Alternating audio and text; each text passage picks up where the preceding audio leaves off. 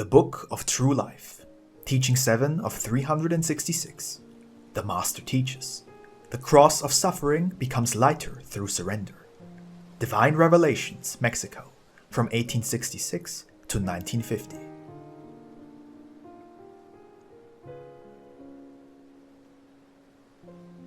The Lord says, to those who still do not understand my manifestation, I say to them, this person through whom I communicate is human like yourself, and this seat that you see in the corner of the house of prayer where the spokesman of my word reposes is not the throne of the Lord.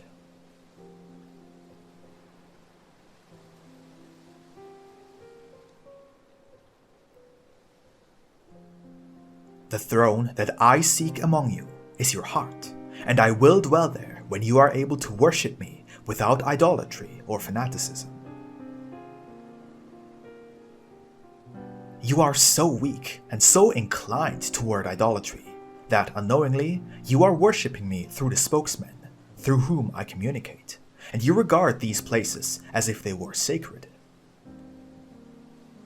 However, when you no longer have me in this form, you will realize that these spokesmen were not the most elevated means for my communication.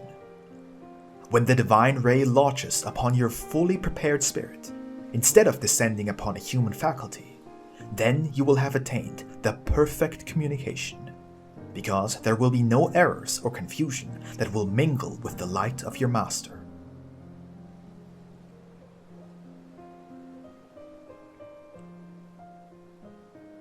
Man, since eternity, was destined to communicate with my spirit under many forms. This that you now have through a human faculty is one of those. If you find imperfection in this word, attribute it to the faculty through whom I communicate, keeping in mind that I have selected these spokesmen from among the humble, ignorant, and lowly, so that my communication through them would surprise you. But when you penetrate into the depth of my teaching, do not be converted into judges of my spokesmen, for I, who speaks to them at every moment through their conscience, am the only one to judge them. Therefore, do not measure with your rod, for with the same you will be measured.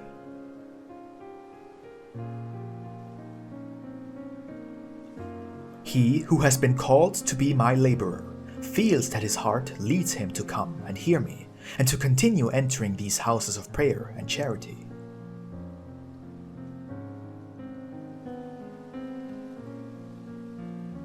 I say to these who have a premonition of being the chosen ones of this third era, and to those who are already among the ranks of my laborers, preserve my mandates, meditate on my recommendations, and analyze my words, so that you may be strong warriors who will not allow yourselves to be overcome by the hardships.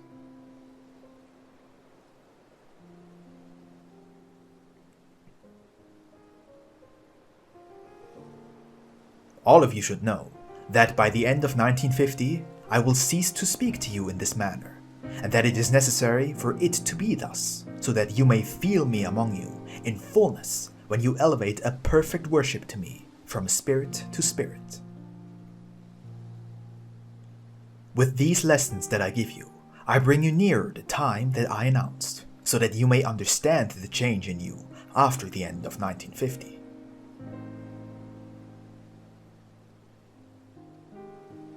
By then, you should be strong and prepared, if you are to abide by my will and proceed with your spiritual evolution.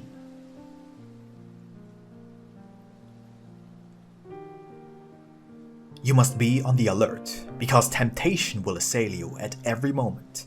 Some will be induced to continue indefinitely a phase whose end has been indicated by me, while others, through their lack of preparation and too much vanity, will say that they are listening to my divine word spiritually. But from now on, I prepare you, and I want you to know that I do not speak with human words, but with inspirations, ideas, and thoughts.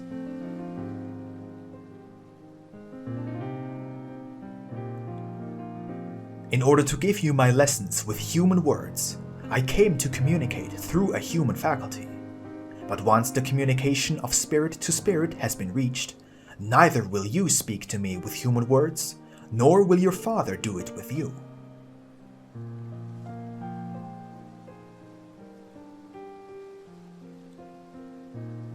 If you do not prepare yourselves, rumors will reach your ears that will confuse you, and with them you will confuse your brethren afterward. I am putting you on the alert, so that once these communications are ended, you will not try to practice them again, because it will not be spirits of light that will manifest themselves, but confused beings who will aim to destroy what you already established.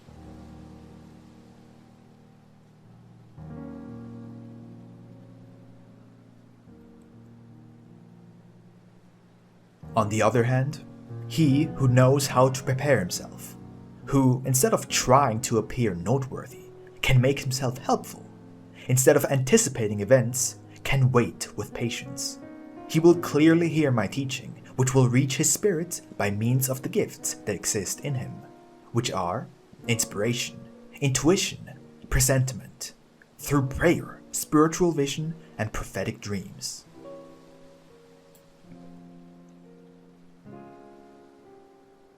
I prepare you, O my people, so that you will not violate my law through ignorance. I open your eyes to the light of truth, so that you may understand the great responsibility that weighs upon you, and at the same time realize how infinitely delicate your mission is within this work which I have entrusted to you. I want that your obedience makes you worthy of my protection, and not that through your errors, incomprehensions, and disobediences you would expose yourselves to the justice of men to detain your steps on earth.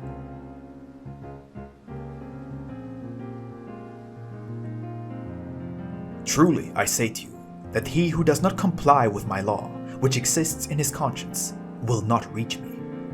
But I also say that it would be sad if you strove so hard to sow, and when the moment to reap came, you were disappointed with your harvest, because you would see that what you accomplished was for your body, and nothing toward the perfection of your spirit.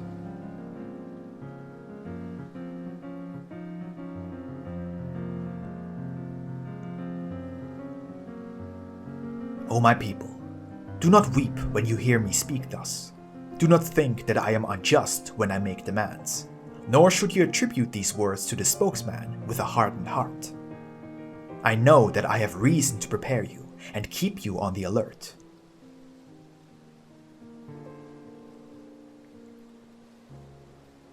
I want to leave you among humanity, so that you may save many who walk in darkness, for they are unable to see the light of truth. But if you do not attain the preparation that you must have to rightfully be called my disciples, do you believe that a blind man can guide other blind people?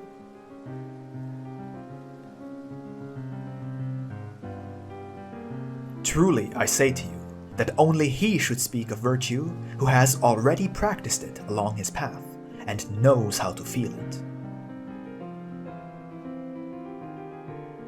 Be watchful and pray, O my people, in order for the sense of responsibility to awaken in you, so that you may be able to listen to the voice of your conscience at every step, and thus feel that you have penetrated the era of light, in which your spirit must awaken and be attentive to my mandates. The future generations will regard you as fortunate, unknowing that you were chosen to establish the foundation of a new humanity, the forerunners of my teaching of the third era.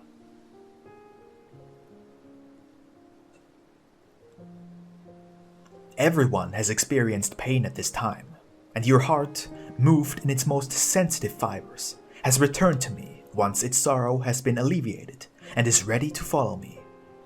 A single one of my words has been enough for you to realize that it is I who speaks in this manner. That hunger for tenderness and love that you presented to me has disappeared, and you long only to preserve my grace. But many will not know how to interpret my manifestations, that in different forms I am imparting to humanity. nor will they understand my word, and that ignorance will be like a veil over their eyes, that will prevent them from contemplating my truth.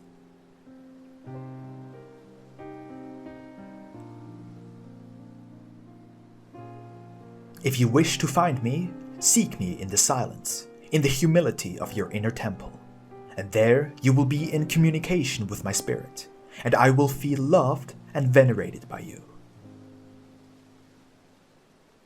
Do not imagine or wish to see me in any object. Do not build with ostentation any house of prayer to dedicate to my worship. Wherever you are, you may elevate your spirit. If you wish to gather, a humble dwelling will be sufficient for you to assemble. And when you have erected the true sanctuary within your heart, thus you will teach your brethren to build it also.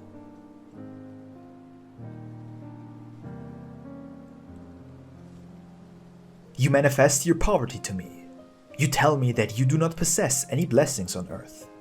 But remember that I have given you peace, love, spiritual elevation, which constitute a greater treasure. To be strong, the prudent Israel, and when you feel inspired by my spirit, speak to your brethren about me.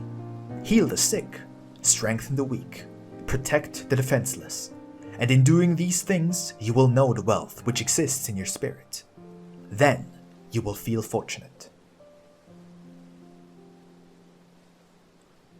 The last ones will take great steps of progress along this path, and should prepare their way from this day forward. When this time arrives, give me thanks and testify before your brethren that my word has been fulfilled. Do not hold anyone back in their spiritual progress, for it is my will that this humanity evolve in a short time. I receive your accomplishments, great or small. I give you my strength, and I comfort you in your afflictions. Your tears are the best watering that you can provide for your sowings. Just as a mother lays awake and in silence sheds tears for the misunderstanding of her children, so will you keep watch and suffer for those whom I have left under your care, that I may be able to say to you, Blessed are my servants. Blessed are the sowers of the perfect seed.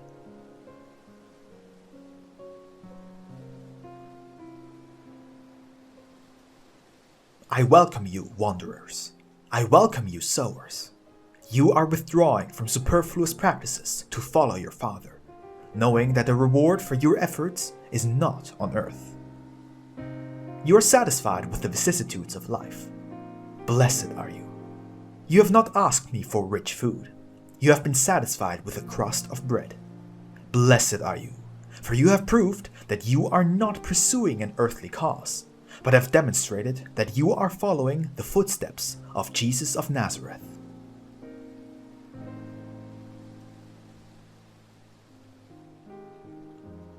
You have not been intimidated by the ordeals, and in truth I say to you, I have placed a cross upon each one of you. All your afflictions, everything that men have taken from you, your scarcity, the suffering that each and everyone carries within his heart, that is your cross. You have carried it with patience, and your meekness is worthy of a reward. He who seeks only what pertains to the world is not with me. You attain the goods of the earth with your material work, but you only achieve the goods of the Spirit through preparation and spiritual fulfillment.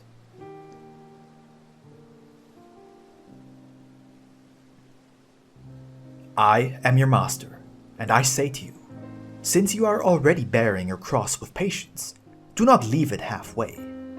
Whoever wants to be whole will carry his cross to the end of the path of life. Anyone who does not accept it will make his cross heavier, and it will appear unbearable to him.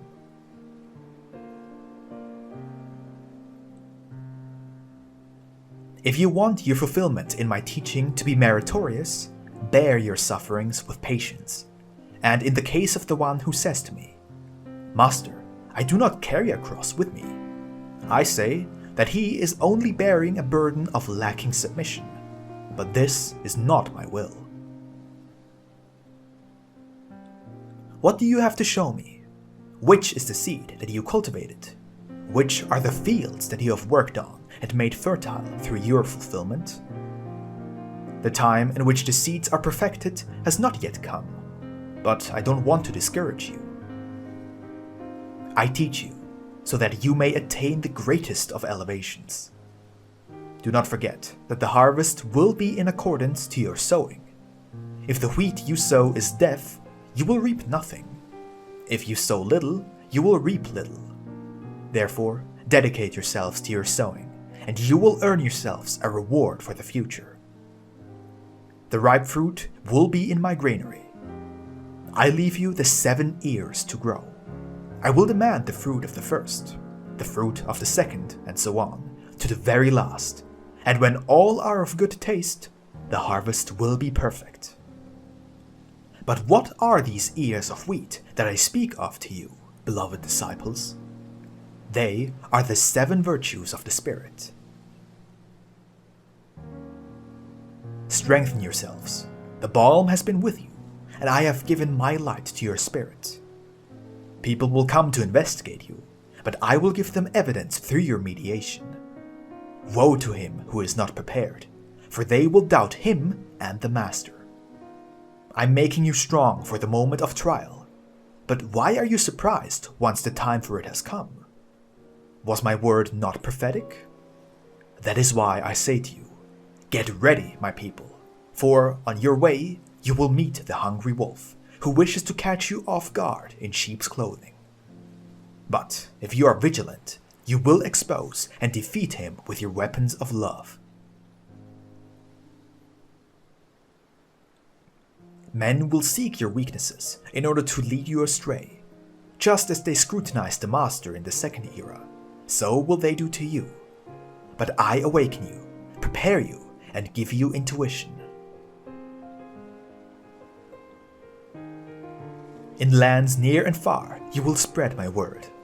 I will prepare new laborers so that the tree will not remain unattended after 1950. Do not feel fear before men, for truly I say to you, I will speak through your mouths. I will bear witness of my word through you, and its echo will reach the confines of the earth. The influential, the insignificant, the heads of state, the scientists, and the theologians. Mankind will behold in you the messengers of the Holy Spirit. You will convert imperfection into perfection. Your word will be gentle, filled with tenderness, and through it the sick will be healed, and he who has strayed from the pathway will repent for his faults and will return to me.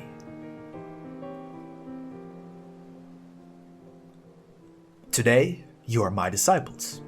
Tomorrow, you will become teachers to set a good example for mankind. I will see you approach the fountain of love and wisdom, with your heart filled with joy, and I will say to you, come and quench your thirst. And when you are satisfied and have raised yourself to me, you will behold me, indicating the pathways of the world, where the thirsty multitudes await your arrival.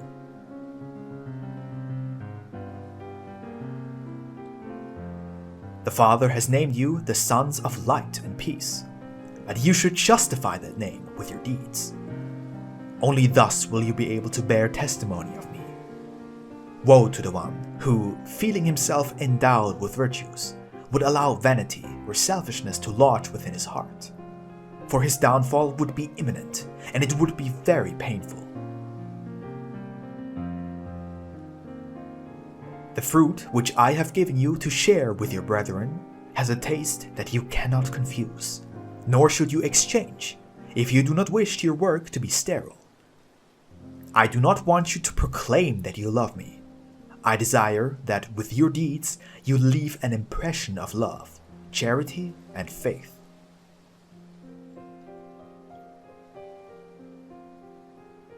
Whenever you arise, proclaiming that you are my elect, I will put those to a test who are closest to me and who serve me best, as I did with my apostles at the Sea of Galilee. Then you will know if you truly love me and if your faith is firm.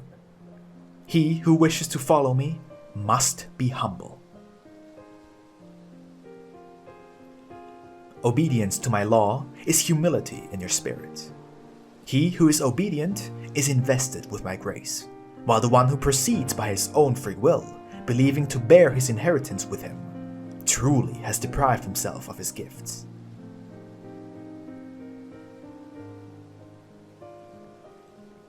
Day by day, I have come to indoctrinate you, preparing you for the struggle, for soon I will cease to speak to you by this means, and it is necessary for you to be strong to withstand the ordeals. Know how to be with me, learn to carry me within your heart, and in your trying moments, you will behold me performing miracles through you.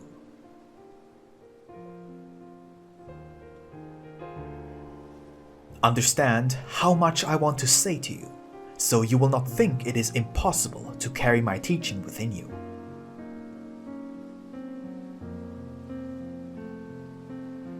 Interpret my words well, so that you may take another step along the path of your spiritual perfection.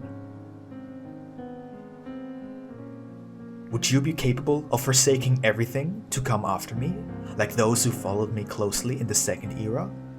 Or will you try to imitate the prodigal son of my parable, who left his father's home in order to go to the other lands and squander the inheritance which was given to him?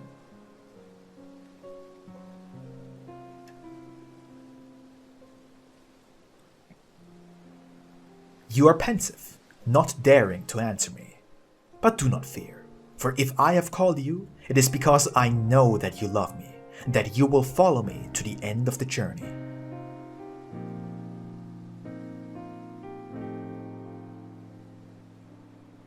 If what you fear is losing your life, or suffering sacrifices in blood, I can tell you now that you will not encounter these ordeals in your spiritual struggle. The earth has already been made fertile since the second era with the blood of the Master and that of his disciples. Your worth will be that you give fulfillment to the spiritual law without forsaking your obligations toward the material life.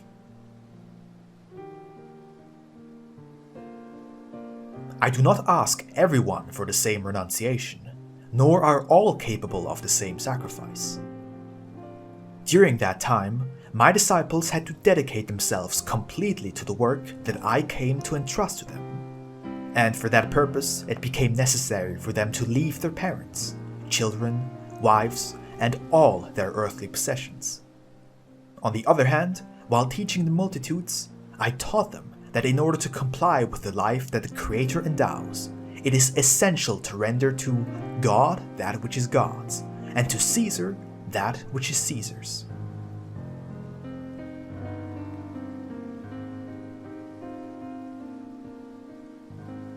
That humanity of that time was materialistic, and at the same time less evolved. That is why I said to the multitudes, "Man does not live by bread alone, but by every word that comes from God." You are also a materialistic humanity, but at the same time evolved, more capable of giving your spirit what it needs, and to your human life what it demands. You are not new to my teaching, for if that were so, I would have given you my law engraved in stone, as I did during the first era. But if I have come to speak to you about spirituality, and to reveal the mysteries which were not explained to men of those times, that is an indication that you already were my disciples during previous times.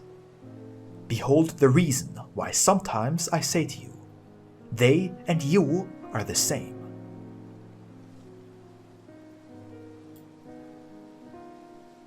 A parable. In a distant land, there lived a father with one of his sons, whom he loved dearly. The son became ill, and the father, seeing his life in danger, took him to an esplanade where an old man ruled the destinies of that region, and upon arriving before him, he spoke to the old one thus: "My son is ill, and my greatest wish is for him to be healed, for if he dies, I will also die of grief." The Old One said to him, "Your son will be healed, and he will return to your region full of life and strength." And on pronouncing these words, he touched the ailing one, and he was healed.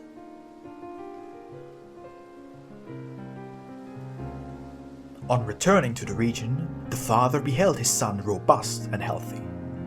Time passed, and that son, feeling strong, arrogant, and directing his steps along crooked paths, took poisonous fruits which weakened his body and spirit. He was indifferent to his father, and he harbored only feelings of hatred and destruction.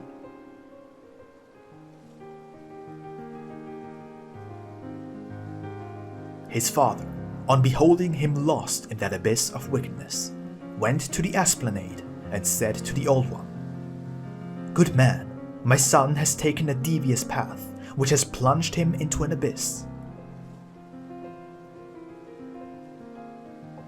Why do you weep?" said the Old One. "I weep because of the perversity of my son. I have waited for his spirit to be lifted from this world, but that moment has not come, and I cannot stand his wickedness any longer."